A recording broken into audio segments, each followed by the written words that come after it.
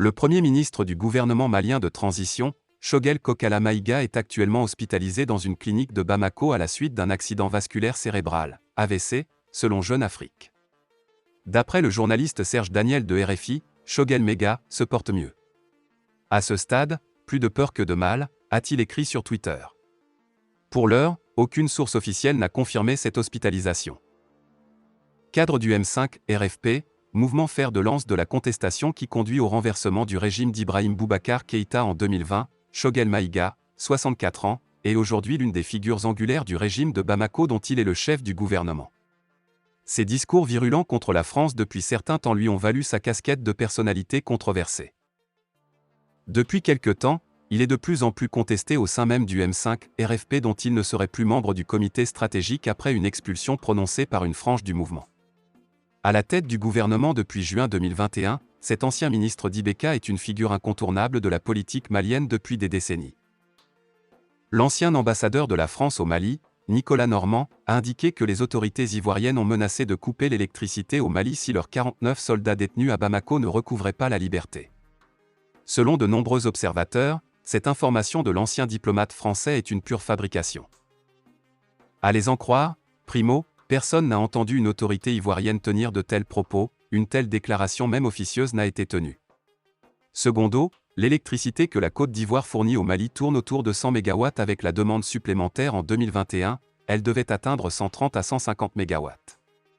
Donc, si c'est en réponse à ce qui constitue déjà un mensonge grotesque, le ministre de l'Énergie décide de doter le Mali de 50 groupes électrogènes, on se demande si ceux qui véhiculent ce message aident réellement le ministre parce que les 150 MW ne représentent pas plus 30% du besoin énergétique du Mali. Aussi, le ministre a-t-il vraiment besoin d'attendre une menace des autorités ivoiriennes pour doter le pays d'infrastructures énergétiques? Enfin, l'affaire des 49 mercenaires date du 11 juillet 2022, soit 20 jours au 31 juillet. L'allégation mensongère de couper l'électricité au Mali a été fabriquée le 30 juillet après la médiation togolaise. L'annonce des groupes électrogènes déjà à Nouakchott date du 31 juillet 2022, soit 24 heures après la fabrication du mensonge. Une commande de 50 groupes électrogènes de grande puissance ne peut se faire en 24 heures entre le 30 et le 31 juillet pour se retrouver au port de Nouakchott en réponse à cette fausse rumeur de coupure d'électricité ivoirienne véhiculée le 30 juillet. Tout est parti de l'affaire des 49 militaires arrêtés au Mali. Depuis, plus les jours passent, plus les positions se radicalisent au point où on se demande à quand la désescalade. La médiation de Lomé sous l'égide du chef de l'État Faure Gnassingbé n'aura pas suffi, en tout cas pour l'instant, à calmer les tensions. Au contraire, au sortir de la rencontre de Lomé le 29 juillet dernier, la situation s'est envenimée. Alassane Ouattara donne un ultimatum, jusqu'au 7 août prochain, aux autorités maliennes de libérer les 49 soldats capturés. Dans la foulée de la menace ivoirienne, la junte au pouvoir au Mali a ordonné lundi 1er août dernier aux forces étrangères de quitter dans les 72 heures la base de l'aéroport de Bamako. C'est une base qui, il faut le rappeler, sert de hub logistique aux soldats étrangers, surtout ceux de l'ONU. Force en jeu. En donnant un délai aux autorités maliennes, on se demande sur quoi compte Abidjan pour faire plier Assimi Goïta et sa garde rapprochée. La question mérite d'être posée à la vue de la menace qui n'est pas à sa première.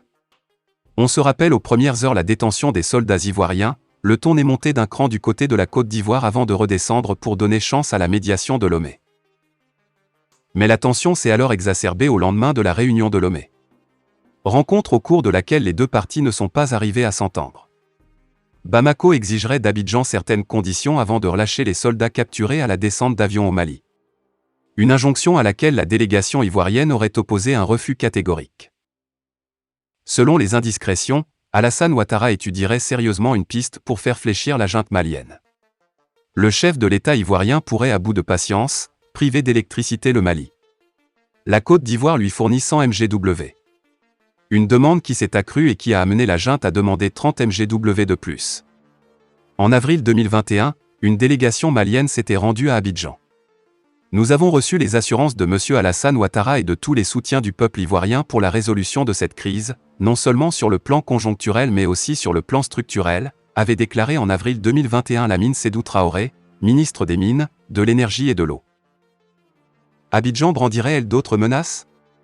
Difficile de le prévoir. Mais il y a lieu aussi de se demander si la junte au Mali pense à cette éventualité de coupure d'électricité. Elle pourrait oublier. Tout comme, Elle chercherait à anticiper. Si la première hypothèse s'avérait, elle exposerait davantage la junte aux critiques internes.